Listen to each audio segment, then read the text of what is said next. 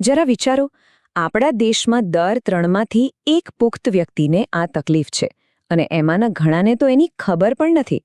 આજે આપણે એવા જ એક છુપાયેલા દુશ્મન વિશે વાત કરવાના છીએ, જેનું નામ છે હાઇપરટેન્શન, એટલે કે હાઈ બ્લડ પ્રેશર. તો ચાલો આ શું છે અને કેમ આટલું ગંભીર છે એને બરાબર સમજીએ.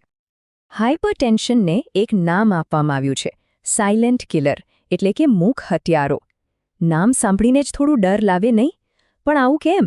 કારણ કે આ એક એવી બીમારી છે જે મોટા ભાગે કોઈ લક્ષણો બતાવ્યા વગર જ અંદરને અંદર શરીરને નુકસાન પહોંચાડતી રહે છે, જ્યાં સુધી બહુ મોડું ન થઈ જાય. અને બસ આ જ વાત એને સૌથી વધુ ખતરનાક બનાવે છે. તો આ હાઇપરટેન્શન છે શું? એકદમ સાદી ભાષામાં કહીએ તો આપણી લોહીની નળીઓ એટલે કે ધમનીઓની દિવાલો પર લોહીનું દબાણ સતત જરૂર કરતાં વધારે રહેવું. આને માપવા માટે 2 નંબરો હોય છે, સિસ્ટોલિક અને ડાયાસ્ટોલિક. સિસ્ટોલિક એટલે જ્યારે હૃદય ધબકીને લોહીને ધક્કો મારે ત્યારનું પ્રેશર, અને ડાયાસ્ટોલિક એટલે 2 ધબકારાની વચ્ચે જ્યારે હૃદય આરામ કરતું હોય ત્યારનું પ્રેશર. આને સમજવા માટે છે ને, બગીચામાં પાણી પાવાના પાઇપનું ઉદાહરણ બેસ્ટ છે. વિચારો કે જો નળ ફૂલ ફોર્સથી ચાલુ હોય અને પાઇપમાં પાણીનું દબાણ સતત ખૂબ જ વધારે રહે તો શું થાય? સમય જતાં એ પાઇપ અંદરથી નબળી પડવા માંડે, કદાચ ફાટી પણ જાય.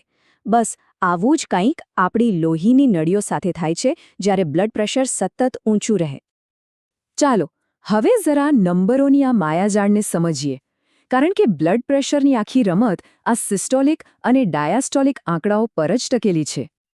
જો આ ટેબલ બધું જ સ્પષ્ટ કરી દે છે. 120/80 થી ઓછું રીડિંગ હોય તો એ નોર્મલ એટલે કે સામાન્ય ગણાય.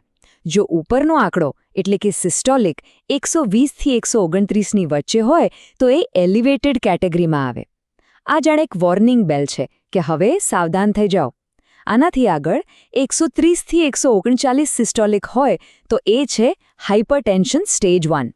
અને જો રીડિંગ 140-90 કે તેથી પણ વધારે હોય તો એ હાઇપરટેન્શન સ્ટેજ 2 કહેવાય, જે એક ગંભીર સ્થિતિ છે.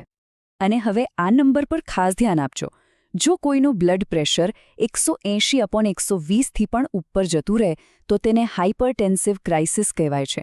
આ કોઈ મજાક નથી, આ એક મેડિકલ ઇમરજન્સી છે. આવું રીડિંગ દેખાય તો તરત જ તબીબી મદદ લેવી જરૂરી છે. તો સવાલ એ થાય છે કે આ દબાણ વધે છે શા માટે? ચાલો હવે એવા કારણો કે પરિબળો પર નજર કરીએ જે હાઇપરટેન્શનનું જોખમ વધારે છે. અને આમાંના કેટલાક આપણા હાથમાં છે તો કેટલાક નથી.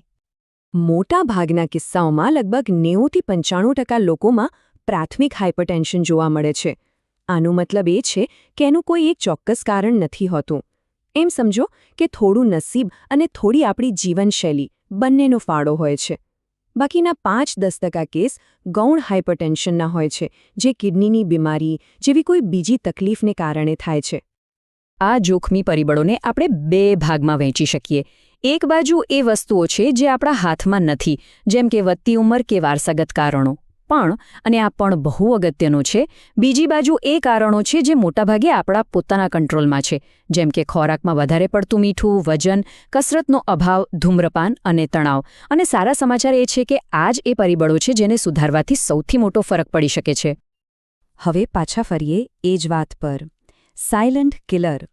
જો હાઇપરટેન્શન પર ધ્યાન ન આપવામાં આવે તો લાંબા ગાળે આ સતત ઊંચું દબાણ શરીર પર કેવી ઘાતક અસરો કરી શકે છે? સૌથી મોટો ખતરો એ જ છે કે તે ચૂપચાપ આવે છે, ખબર પણ ના પડે, અને અંદરખાને શરીરના મહત્વના અંગોને ધીમે ધીમે નબળા પાડતું રહે છે. અને આ નુકસાન ખૂબ જ ગંભીર હોઈ શકે છે. હૃદય પર સતત દબાણ રહેવાથી હાર્ટ એટેક આવી શકે છે. મગજમાં લોહી પહોંચાડતી નળીઓને નુકસાન થવાથી સ્ટ્રોક થઈ શકે છે. કિડની ફેલ થઈ શકે છે અને આંખોની દૃષ્ટિ પણ જઈ શકે છે. એટલું જ નહીં, તે આપણી નળીઓને કડક અને બરડ બનાવી દે છે, જેને એથેરોસ્ક્લેરોસિસ કહેવાય છે. સારું, અત્યાર સુધી આપણે સમસ્યાની ગંભીરતા વિશે વાત કરી, પણ ગભરાવાની બિલકુલ જરૂર નથી, કારણ કે હવે આપણે વાત કરીશું એના ઉપાયની, એના ઉકેલની. ચાલો જોઈએ કે આ સાયલેન્ટ કિલરને કેવી રીતે કાબૂમાં રાખી શકાય. અને અહીંયા સૌથી સારા સમાચાર એ છે કે હાઇપરટેન્શનને બહુ સારી રીતે મેનેજ કરી શકાય છે. આ કોઈ આજીવન કેદની સજા નથી અને એની શરૂઆત ક્યાંથી થાય છે? જીવનશૈલીમાં હકારાત્મક ફેરફારથી. આ સૌથી પહેલું અને સૌથી શક્તિશાળી પગલું છે. આ એકદમ સ્પષ્ટ ગેમ પ્લાન છે. પહેલું, ખાવા પીવામાં સુધારો, ખાસ કરીને મીઠું ઓછું કરો. બીજું, રોજ થોડી કસરત કરો. ત્રીજું, વજન કાબૂમાં રાખો. ચોથું, ધૂમ્રપાન અને વધુ પડતા આલ્કોહોલ જેવી આદતોથી દૂર રહો. અને પાંચમું, સૌથી અગત્યનું, તરાવ ઓછો કરો. પણ હા, એ પણ સાચું છે કે અમુક કિસ્સામાં ખાલી જીવનશૈલી બદલવાથી કામ નથી ચાલતું. અને એમાં કંઈ ખોટું નથી. ક્યારેક શરીરને થોડી વધારાની મદદની જરૂર પડે છે અને બસ ત્યાં જ આધુનિક મેડિકલ સાયન્સ આપણી મદદે આવે છે.